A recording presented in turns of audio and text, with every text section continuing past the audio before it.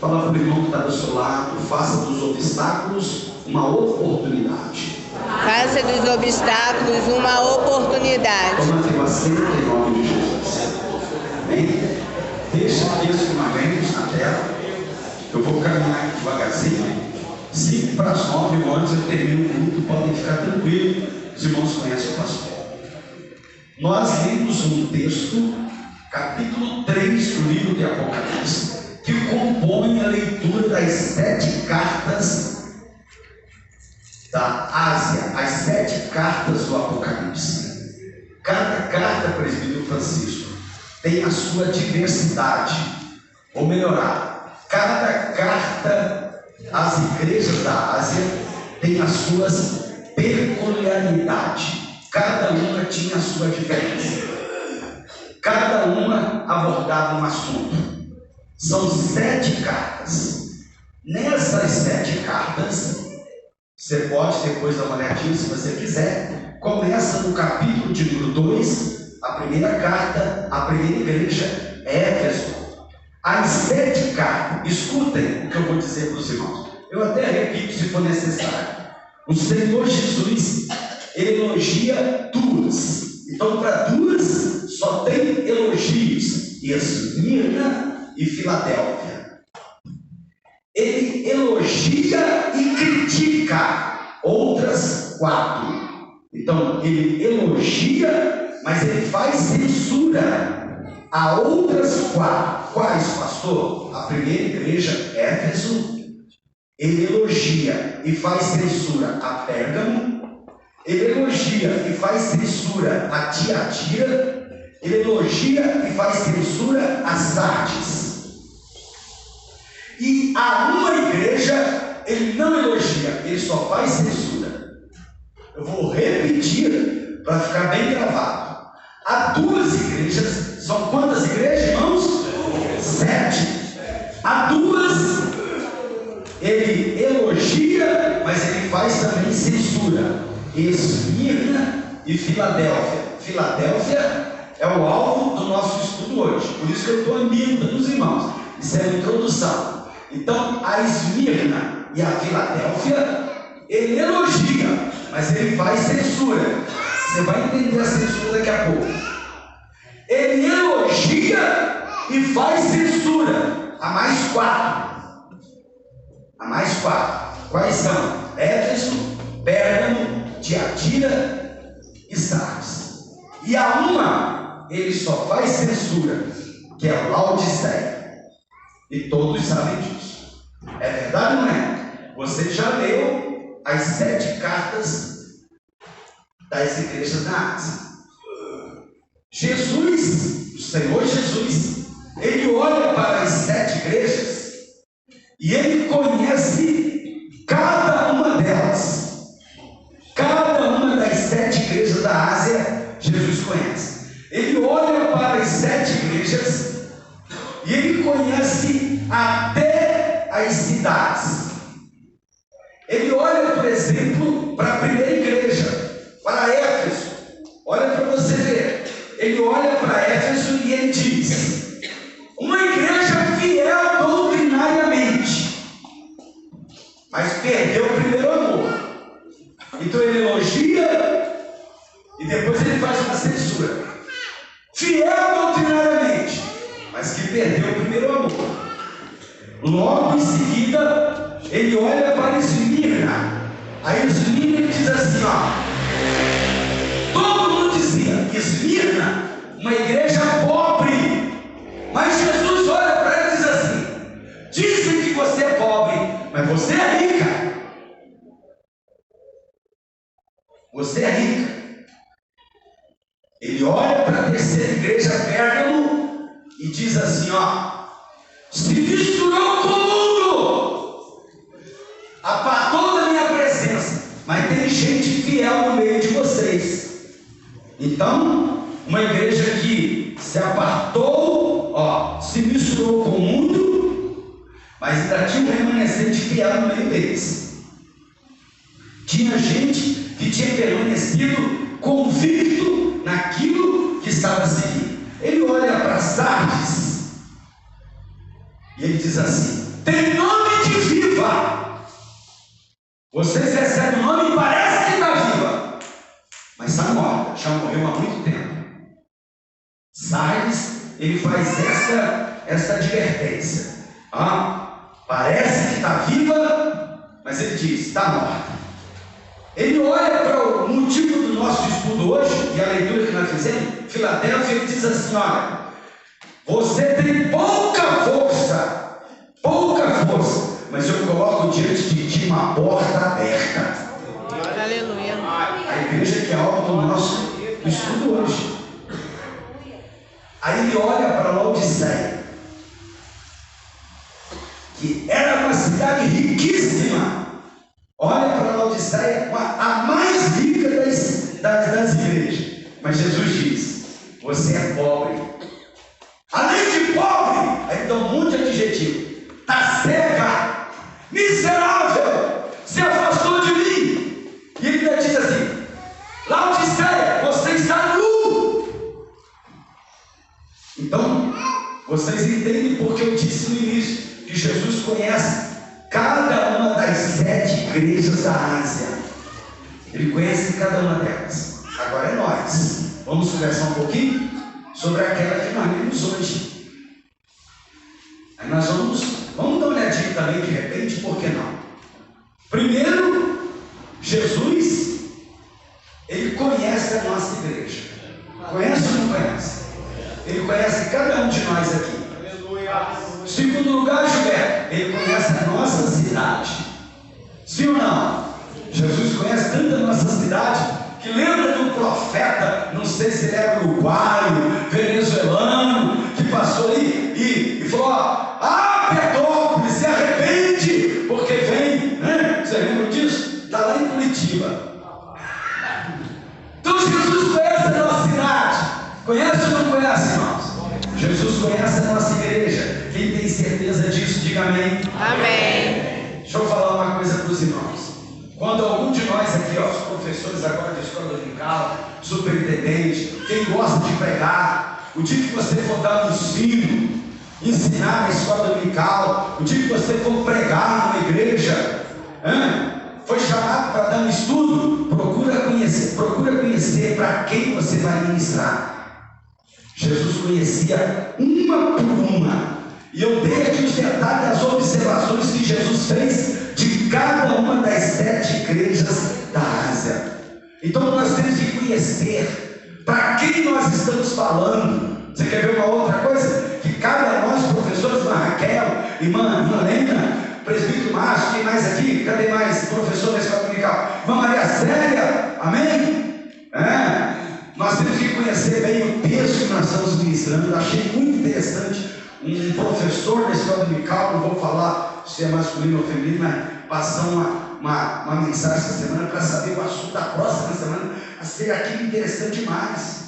Conheça o texto, conheça a história, conheça, eu estou falando para quem, qual é o público que eu vou dirigir o meu estudo, o meu ensino, o meu sermão. Conheça. Foi convidado para ministrar na igreja? Como é que é o nível dos irmãos? Não, tem muitos doutores, então tem que levantar o sarrafo, não é assim que dizem? Procura conhecer. Jesus conhecia. Não é porque ele era Deus, não, porque João tinha a revelação do próprio Senhor para escrever o Apocalipse. Aleluia. Amém, queridos? Então procura saber sobre isso. Jesus conhecia. Ele traz alguns detalhes lindos, por exemplo, do texto que nós lemos de Filadélfia, a igreja de Filadélfia. E eu quero fazer uma ressalva aqui a algo que é muito interessante. O pastor geralmente é chamado de anjo da igreja, não é? E onde que está isso? Nas 7 cartas. Ali, ao anjo da igreja que era quem liderava a igreja na época, era um ancião. E eu gosto muito, só abrindo um parênteses aqui, tá bom? Gosto muito de usar uma palavra, o poder discricionário. De repente você nunca tem ouvido essa palavra, o poder discricionário. Poder discricionário só compete ao anjo da igreja. O que é isso, pastor? É dar decisões em algumas situações que a salvação do anjo da igreja está em jogo. Chama poder discricionário. Posso dizer aqui um assunto, por exemplo, polêmico demais. Você vai assustar. Não deveria nem estar falando aqui. Mas caiu, vou falar. Sobre divórcio, por exemplo. Entendeu? A gente mete o pau no divórcio, né? Cada caso é um caso. Cada caso é um caso. Aí entra o poder discricionário do anjo da igreja. Impressionante. Mas paga a pizza que eu conto para vocês qualquer hora. Amém? Vamos voltar para o nosso estudo. Então ele conhecia muito bem Filadélfia. Aí Jesus vai descrever e nos dar vários detalhes sobre o que nós lemos nesta noite em Filadélfia. Ela foi fundada para quê, pastor? Para divulgar a cultura grega. Filadélfia era chamada assim, ó, a cidade da encruzilhada do mundo. Como assim, pastor? Ela era a ponte que ligava a Ásia à Europa. Toda a cultura grega, que era a cultura daquela época, que o Apocalipse é escrita, sai de onde? Sai de Filadélfia. Então quem está escrevendo sobre Filadélfia conhecia muito bem por que ela era importante. Ela era a porta de entrada da cultura. Todos que tinham conhecimento, já teve a época de Atenas, já teve a época da Grécia. Não, toda a cultura grega agora está onde? Está na Filadélfia, está na cidade de Filadélfia. Ela era uma porta aberta. Ela era uma porta aberta. O que é mais característica de Filadélfia? Era uma cidade vulcânica. Eu estou contando isso para me explicar um negócio. O povo lá era um povo sofredor. Como assim, pastor? Com as lavas dos vulcões, a terra tremia vez ou outra. Mas ela era a porta de entrada da cultura grega na época. Então era uma cidade avançadíssima. Ela foi destruída por um terremoto e foi reerguida, eu vou falar disso daqui a pouquinho, no ano 90 depois de Cristo, com o nome de Neo-Cesareia, ou Nova Cesareia. Ou quem era o governante era César, para dar honra a César. Por que o senhor está dizendo tudo isso, pastor, de planejando conhecimento? Não. Eu fui pesquisar. Eu falei para vocês agora há pouco que tem que conhecer o que está falando. Amém ou amém? Amém. Aí agora escuta o que eu vou falar para vocês. E o que acontecia lá, pastor? Que o Senhor Jesus vai só elogiar essa igreja e não vai tecer crítica. Vai só elogiar a Filadélfia. Lá tinha uma igreja igual a nossa. E no meio daquela igreja tinha os judaizantes. Repitam comigo, judaizantes. Judaizantes. Daqui a pouquinho você vai saber o que eles faziam. Não queremos ter judaizantes no nosso meio. Não queremos ter judaizantes no nosso meio. O povo sofria tanto com os judaizantes. Irmãos, vamos lá, quem eram os judaizantes? Judeus que tinham aceitado o cristianismo, mas que traziam as práticas judaicas para dentro do cristianismo. Por exemplo, circuncisão, tem que cumprir a lei. E ó, escuta, eu falei de 90 depois de Cristo. Jesus já tinha vindo, a proclamação da salvação já tinha sido divulgada, já tinham crentes, os cristãos que tinham aceitado a Cristo, mas tinha os judaizantes no meio. E qual era o papel dos judaizantes? Aceitavam a Jesus, mas quando eles estavam no meio assim da igreja, ficavam influenciando quem tinha aceitado e que estava seguindo ao Senhor Jesus corretamente, a cumprir as regras do judaísmo, que eram regras pesadas. E muitos se desviavam do cristianismo, deixavam de seguir Jesus. Por causa de quem, pastor? Dos judaizantes, no meio da igreja de Filadélfia. Os irmãos estão entendendo? Diga amém. Amém. Está isso na Bíblia? Vamos lá, vou mostrar a vocês. Amém? Vou mostrar a vocês onde que está. Olha para vocês verem, ó. Versículo de número 9. Coloca o versículo de número 9 para nós, por favor. Olha o versículo de número 9. Eis que eu farei aos da sinagoga de Satanás. Está vendo, irmãos? Quem são os da sinagoga de Satanás? Aonde que congrega um judeu? Uma sinagoga, não é? Mas estava no meio dos cristãos. E ó, Jesus nos chama os das sinagogas de Satanás, porque só estava fingindo ter aceitado o cristianismo. Mas o que estavam fazendo no meio da igreja de Filadélfia? Buzinando um ouvido do outro para desviar a pessoa do cristianismo. Agora escutem o que eu encontrei hoje. Flávio José descreve que muitas casas eram saqueadas, porque a pessoa chegava e falava assim: desculpa, eu vou usar o senhor, não judaizante, eu não quero mais voltar para o judaísmo, eu vou ficar no cristianismo. Os judaizantes, os judeus iam dentro das casas, saqueavam e incendiavam as casas. Eu citei aqui que muitos moravam em tendas. Por que moravam em tendas? Por causa dos vulcões e casas queimadas pelos judaizantes. Agora escuta: firmes na fé. Firmes na fé. Firmes na fé. Vamos lá, vou continuar e vou mostrar os irmãos. Vou falar mais um pouquinho dessa igreja. Amém? Era uma igreja que sofria, mas não recuava. Sofria, mas não abria mão do evangelho. Sofria, mas não abria mão do evangelho. Passou por vários terremotos, mas não abria mão. Por isso que Jesus vem aqui, ó, ao que vencer. Olha a recompensa deles. Coloca o 11. Olha lá. Eis que veio o Senhor. Não é esse não. É o que vencer. 12. Isso aí. A quem vencer, eu farei coluna no templo do meu Deus. Jesus conhecia a igreja de Filadélfia e diz assim, ó: não dê ouvidos aos judaizantes, permaneçam firmes. Meu Deus. Por que Jesus estava dizendo isso, encorajando Filadélfia, a igreja de Filadélfia? Porque ele via que muitos caíam na conversa dos judaizantes. Aí o Senhor vê naquela situação, faz uma promessa para eles: a quem vencer, eu farei coluna no templo do meu Deus. Seria, conhecia as aflições, conhecia os apertos que eles passavam, conhecia o que eles ouviam, conheciam as casas saqueadas e incendiadas pelos judaizantes.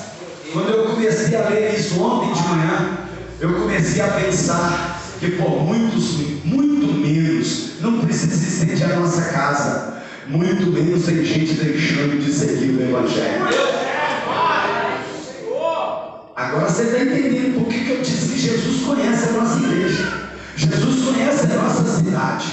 Não é para recuarmos e manter eles assusta, vai ficar pior,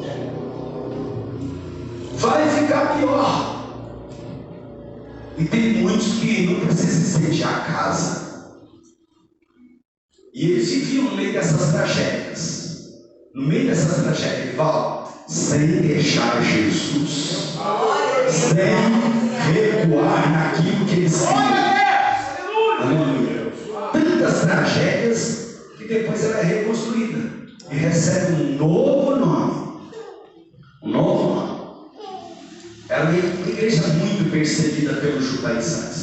E vou falar mais para os irmãos.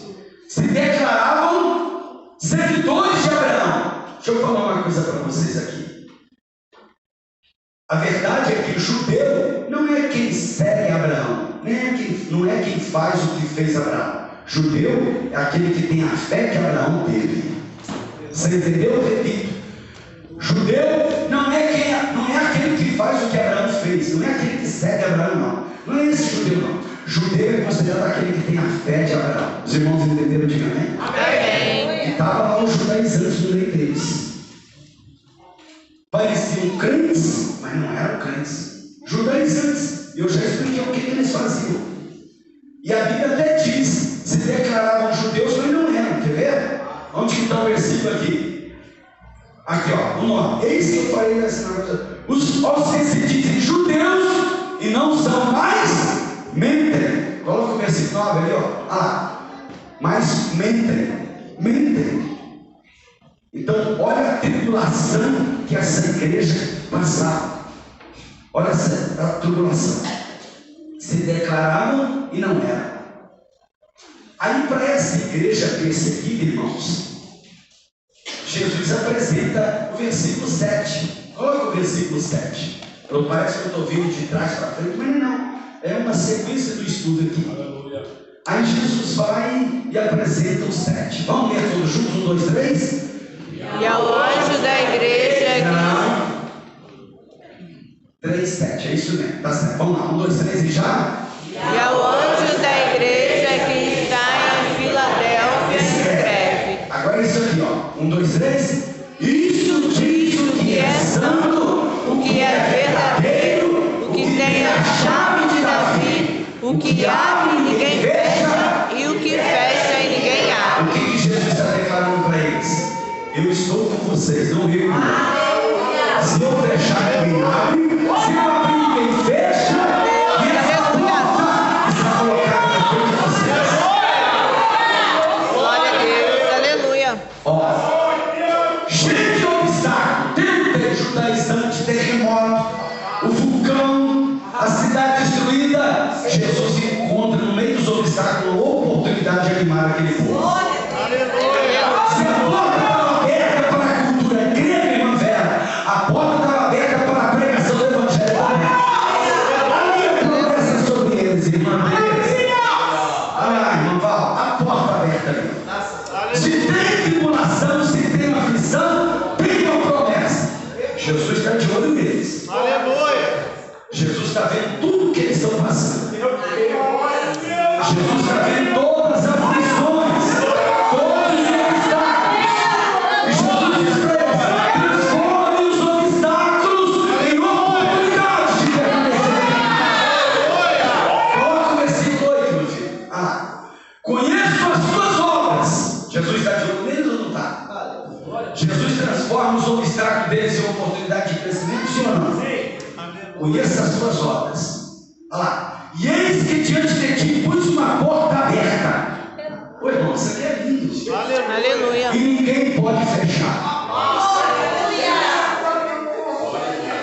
Uma porta aberta. Olha que oportunidade. Transformando os obstáculos em oportunidade. Foi eu que abri. Ninguém fecha. E ele ainda continua. Eu estou vendo a aflição de vocês. Eu estou vendo a luta de vocês. Tendo pouca força, guardaste a minha palavra. Pouca força e andando, mas guarda a palavra. Sofrendo aflições, mas guarda a palavra.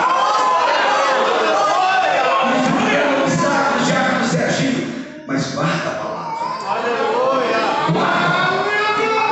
Guarda a palavra. Não importa os obstáculos, não importa a luta. Quem está aprendendo com Jesus aqui nessa noite? Jesus está dizendo: eu venho para coisa de vocês. Mas apesar das fraquezas, vocês têm guardado a minha palavra. O jovenzinho que eu falei que vai vir congregar conosco, o Joel, ele disse: pastor, eu não posso ficar longe da igreja, eu preciso guardar a palavra. Aleluia. Me ajuda. Quando eu fico fora da igreja, dá tudo errado na minha vida. Eu estava fora da igreja, pastor. Comprei um tênis aqui, fui lá ver minha mãe. Perdi o tênis, não sei o que eu pus. Perdi o ônibus. Eu falei: só Jesus, pode parar de falar. Meu Deus. Precisamos guardar a palavra. Não olha para a dificuldade. Olha para Jesus. Não nega a tua fé. Não nega a tua fé. 34. Quem sua mão ao arado já pôs. É 34? Eu acho que é.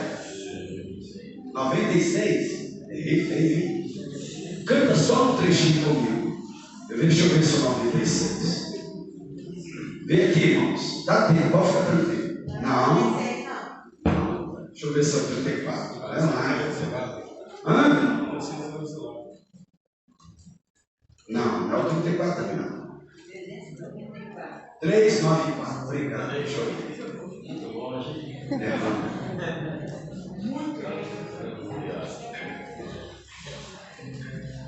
Só a primeira estrofe. que em sua mão ao arado já pôs, não obstante precisa ser. O sol declina e logo após vai escurecer. Avante em Cristo pensando, em oração vigiando, com força e amor trabalhando pra Deus Senhor. Amém? A gente canta assim, Aleluia. só, não recue, guarde a palavra, não nega a fé. Aleluia. E ele olha para eles e diz: vocês não retrocederam. Vocês não retrocederam. Uma oportunidade que Jesus tem de transformar os obstáculos dos filadélfios em oportunidade. E Jesus vai dizer para eles: apesar de terem sido perseguidos, odiados pela sinagoga de Satanás, coloca o 9. Coloca o 9 para mim. Eis que eu farei os das sinagogas de Satanás. Apesar de vocês terem sido perseguidos pelos judaizantes, pelos das sinagogas de Satanás, que se dizem judeus e não são mais nem, eis que eu farei que venham. Olha que coisa linda, irmão. E adorem prostrados a teus pés. E saibam que eu te amo. Eu acho. Aqui, mano, aqui dentro, você é gente. Eu acho que aquele lindo sabor de mel foi baseado nisso aqui.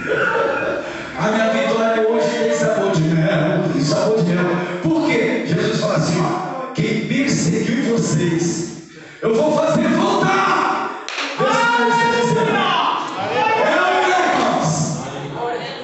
Eu vou fazer, eu falei que venham.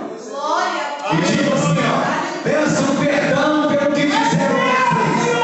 E prostram aos pés. Olha lá. Aí Jesus termina: só para eles saber que eu amo Correios. Que eu amo Filadélfia. Que eu te amo, que eu te amo. Aleluia. Aí você vai andar, irmãos. Jesus olhou para os discípulos, olhou, mas elogiou porque eles não pararam nos obstáculos. E porque eles não pararam na vida, Jesus fala para eles: eu amo Filadélfia. Aleluia. Jesus vai nos abraçar agora, nos obstáculos. Jesus vai amar a igreja se nós não pararmos. Glória a Deus. Vou Aleluia. caminhar para terminar, para me cumprir o meu sim para mim. Uma coisa que eu aprendo com Jesus aqui: o papel da igreja não é se defender. Amém? O papel da igreja é andar com Deus. Quem concorda, diga amém. Amém. O papel da igreja é ser fiel a Ele. Não é se defender, não se defende não. Se defender não vai adiantar nada. O papel da igreja é andar com Deus. O papel da igreja é não abandonar a sua palavra. O papel da igreja é ser fiel a Ele. Só Ele justifica a igreja, aleluia. Só Ele que nos justifica, aleluia. Glória a Deus. Somos seu povo, Aleluia. Gilberto. Somos sua família. E eu vou terminar dizendo: nós somos a menina dos olhos de Deus. Quem é a menina dos olhos de Deus? Uma outra coisa, para uma igreja que guardava a palavra, irmãos, na hora da provação. A igreja que guardava a palavra na hora da provação, na hora da adversidade, na hora do obstáculo, eles guardaram a palavra. Aí veio uma promessa para eles. Veio uma promessa ou não veio? Quer ver? Deixa eu achar aqui. Como guardar, versículo 10, coloca para nós. Olha lá. Guardaram a palavra na hora da provação. Aí Deus faz uma promessa para eles. Eu sei que era no sentido escatológico, mas eu estou tendo um ensino aqui. Vamos ler todos juntos? Como Guardaste a palavra da minha paciência. Espera só um minutinho. Engraçado que mudou, né? A palavra da minha paciência. O crente tem que ser paciente. Essa semana eu contava com o meu cunhado, o pastor Cosi, E tinha uma pessoa que estava ouvindo algumas experiências da igreja, né? Um outro cunhado. Aí estava ouvindo assim. Aí eu contava para ele, pastor Cosme, assim.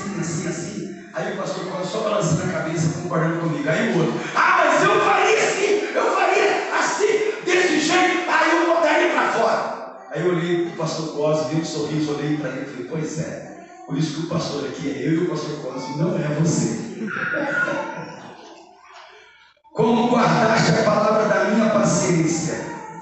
Eles tiveram paciência com os judaizantes. Ninguém recuou, ninguém parou. Aí veio uma promessa: também eu te guardarei da hora da tentação que há de vir sobre todo mundo, para tentar os que habitam na terra. Eu sei que é um texto escatológico, fiquem tranquilos.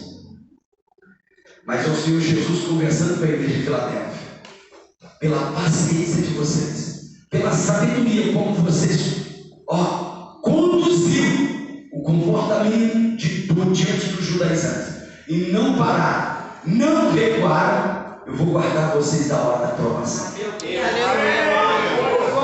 Amém, queridos? Quem está afirmando essa promessa? Sabe por que isso vai acontecer? Você pode voltar ao versículo 8. Eu vou terminar com o início, porque o Senhor conhece a igreja. Conheço as suas obras, e eis que diante de ti eu pus uma porta aberta. Tinha uma porta diante deles. E Jesus está dizendo: vocês não recuaram. Eu renovo a minha promessa com vocês. O Senhor renova a promessa com vocês. Ele renova as suas promessas com a igreja hoje. Aleluia. Você pode até perguntar: que porta é esta, pastor? Para aquela época, era a porta da salvação para a igreja de Filadélfia. Era a porta até para os judaizantes que tinham tirado eles, enchido a paciência deles. Era a porta da salvação que Jesus estava se referindo. Aleluia. Aí Jesus vai e se apresenta, E no versículo 10 ele está dizendo que as provações chegam. As provações vêm. Porém, as provações, escuta, e elas chegam na vida de qualquer um, Luciano, qualquer um. Elas chegam na vida de qualquer um. Mas não tem as provações um motivo para você parar. Tem nas provações, nas lutas. E veja, um momento de oportunidade de você crescer na presença do Senhor. Como assim, pastor? E você se aproximar mais de Deus. Quando está tudo bem, a gente não lembra de orar, a gente não vai à vigília, a gente não vem no ciclo de oração. Mas quando está com o calo aberto, a gente corre para o ciclo de oração, corre para a vigília, corre para o monte. É verdade ou não é? Então escuta, na provação, não pare. Faça da provação uma oportunidade de você se aproximar do Senhor. Aleluia. É hora de se aproximar de Deus. Na hora que o obstáculo bater a sua porta, agora não tem jeito. É hora de você se aproximar de Deus. É hora de você dizer: Senhor, com as minhas forças eu não vou, mas o Senhor é comigo e com o Senhor. Coloque a mão sobre o teu coração. Pastor Luciano, nos conduz a Deus, oração do céu. Não é hora de parar. Não é hora de chorar. Não é hora de ficar olhando para o obstáculo. É hora de se aproximar de Deus. Essa palavra sim é para nós, é para a igreja. Feche os teus olhos, oremos ao Senhor. Meu Deus, meu Pai celestial, muito obrigado, meu Deus, porque o Senhor tem cuidado de nós. Muito obrigado, meu Deus, pela tua palavra nesta noite para os nossos corações. Ó Deus, nos sustenta, Senhor, das suas poderosas mãos, ó Pai. Para que possamos guardar, ó Deus, a tua palavra nos nossos corações, ó Deus. Muito obrigado, Deus, por esses conselhos divinos nesta noite para a nossa congregação. Ó Deus, nos conduz em paz para as nossas casas. Nos deu na noite, ó Deus, abençoada. Guarda cada um, ó Pai. Guarda, Senhor, a cada um, ó Deus, que vai em condução própria, condução coletiva, ó Deus. Ó Deus, e se o Senhor permitir que amanhã ser um dia abençoado por Ti, ó Pai. Nós te pedimos e te agradecemos em nome de Jesus. Amém. Estenda suas mãos. Amanhã tem ciclo de oração pela manhã. Tem oração com jovens à noite. Quinta-feira à tarde tem culto de libertação. E quinta-feira à noite o pastor Geraldo, dirigente da congregação do Batalhar, de uma bênção. Há muito tempo atrás, há 7 anos atrás, ele veio da Deus e Amor. Vai estar nos ministrando, uma honra receber ele aqui. Bom, a graça de nosso Senhor